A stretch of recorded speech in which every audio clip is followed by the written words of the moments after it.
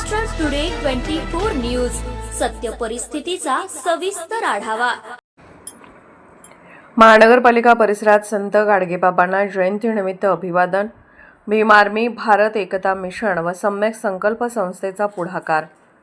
संस्थेचे महानायक आणि क्रांतीचा विचार देणारे राष्ट्रसंत गाडगेबाबा यांच्या 150व्या जयंतीनिमित्त भीम आर्मी, भारत एकता मिशन, परभणी महानगर आणि सम्यक संकल्प सेवाभावी संस्था यांच्या संयुक्त विद्यमाने महानगरपालिका परिसरात भव्य अभिवादन सोहळा उत्साहात संपन्न झाला।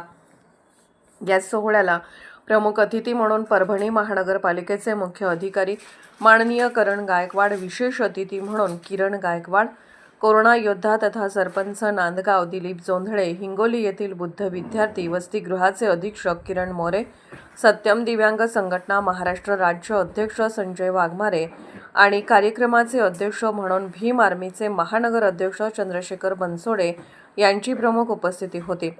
मुख्य अधिकारी माननीय करण गायकवाड यांचे संबोधन। यावेळी उपस्थितांना संबोधित करताना मुख्य अधिकारी माननीय करण गायकवाड यांनी स्वच्छतेचा नवा विचार मांडला।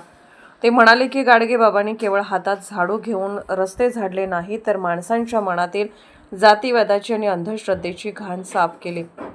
आजच्या काळात केवळ भाषणे करून चालणार नाही, तर गाडगेबाबांच्या विचारांची प्रत्यक्ष कृती करून शहर स्वच्छ आणि सुंदर बनवणे हीच आपली खरी नैतिक जबाबदारी आणि बाबांना खरी श्रद्धांजली ठरेल।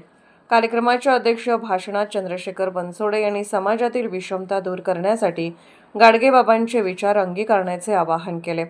कार्यक्रम यशस्वी करण्यासाठी प्रवीण भराडे आणि प्रताप धवले, विनोद भराडे, भीम आर्मी व सम्यक संकल्प संस्थेच्या कार्यकर्त्यांसह विशेष परिश्रम घेतले।